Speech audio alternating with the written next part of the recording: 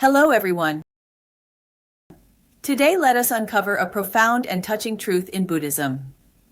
Among the infinite Buddha lands in the 10 directions, why is it that only Amitabha Buddha's land is called the land of ultimate bliss? This was a question raised by the Buddha himself. Even Shariputra, known as the wisest among the disciples, could not answer, so the Buddha explained it himself. Let us follow the Buddha's words and explore the meaning hidden behind the name ultimate bliss. In the Amitabha Sutra, the Buddha said, "In that land, the beings suffer no pain but enjoy all pleasures. Therefore, it is called the land of ultimate bliss." The key lies in two phrases: no suffering and pure joy. Let's first look at our present world, the Saha world. On the surface, we seem to have both happiness and sorrow. But Buddhism teaches us that what we call happiness is fragile, fleeting, and in essence, is also a form of suffering. Why is that? This world is full of suffering, something everyone can relate to. Even the pleasures we experience will eventually fade and turn into pain. That's why all our experiences are marked by suffering. Buddhism explains that there are 3 types of suffering: suffering of suffering, direct pain such as illness, loss, and distress; suffering of change, the unease and sorrow that come when joy fades; all-pervasive suffering, the instability and restlessness that persist even without obvious pain. Our bodies in this Saha world are called karmic reward bodies, formed by our mixed good and bad karma. That's why our lives are complicated and unstable. Some people are wealthy but suffer poor health. Others are healthy but have family discord. Why? Because our karma is mixed, and the seeds stored in our consciousness, alaya vijnana, produce mixed and uncertain results. But the pure land of ultimate bliss is different. Beings born there have spontaneously manifested bodies, not karmic ones. Their forms arise from our own pure vows and the compassionate power of Amitabha Buddha. There is no illness, no aging, no distress. Their experience is one of pure joy, with no trace of suffering or anxiety. Thus, the first reason why it is called ultimate bliss is this: the beings there have bodies and minds that are perfectly pure and peaceful, experiencing unchanging joy. Next, the Buddha describes the environment of that land. The outer environment of the Pure Land consists of 7 layers of jeweled trees, 7 layers of railings, and 7 layers of nets. These are not ordinary constructions, but symbolic expressions of profound purity. 7 represents completeness. Layers represent layers of protection.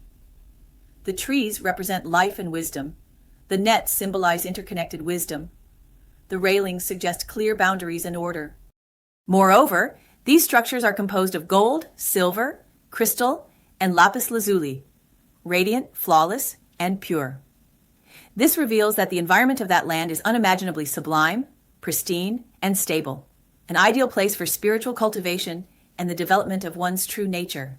More importantly, this is not a man-made place. It is the natural manifestation of Amitabha Buddha's great vows and merits. The Buddha first explained the purity of dwelling because he knew the state of one's mind is deeply influenced by the environment.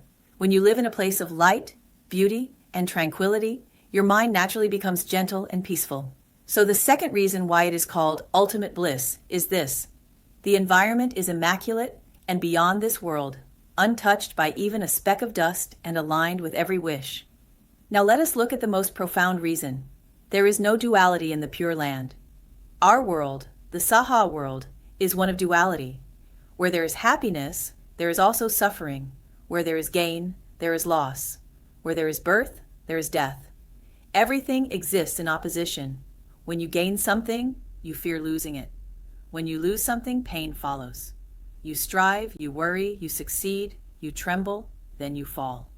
Our thoughts, emotions, and actions are trapped in this cycle of opposites.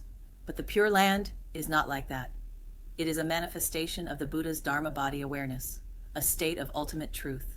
In this state, there is no conflict, no discrimination, no gain or loss. When you see palaces, you don't feel greedy. When you see jeweled trees, you don't feel attached.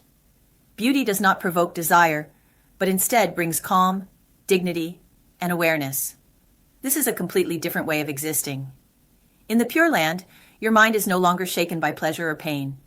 You are free from the fear of gain or loss. So, the third reason it is called ultimate bliss is this. The Pure Land is the Buddha's reward body, naturally manifested from the pure Dharma body. Since it arises from a mind free of dualistic thinking, the world it reveals has no opposition and no suffering. Our world, on the other hand, is shaped by the dualistic thoughts of sentient beings. Thus, our reality is a reflection of our own mind. Where there is one, there must be another to oppose it. Because the mind is divided, reality constantly brings conflict, reversal, and insecurity, pleasure and pain, gain and loss, alternate endlessly. True peace is nowhere to be found. But the Buddha's mind has no such division.